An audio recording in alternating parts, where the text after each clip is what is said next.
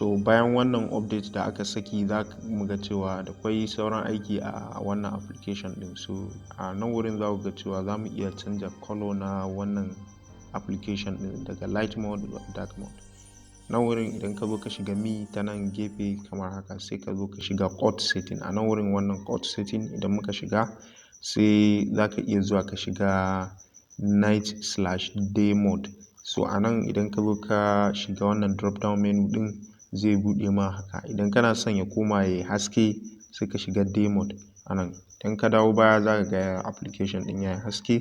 Idan kuma kana son yayi duhu za ka zo ka sai ka koma mi a nan ta ƙasa, sai ka shiga code setting, sai ka shiga wannan day mode. Idan ka shiga day mode sai ka canza shi zuwa night mode. Night mode ɗin nan shine mai duhu. So wannan shine a taƙaice a game da yadda za ka canza kala na wannan application ɗin. So yana da matuƙar muhimmanci ya kasance da daddare ka yi amfani da night mode, da rana kuma ka yi amfani da day mode saboda yanayin gani.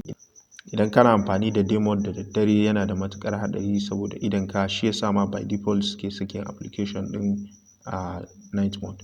Ma'ana yake zuwa a dark mode saboda yanayin idan mutum bai ma sani ba tare da sai ya dinga wahala ba ko kuma ya kasance yana ci mai ido. So wannan shine a taƙaice.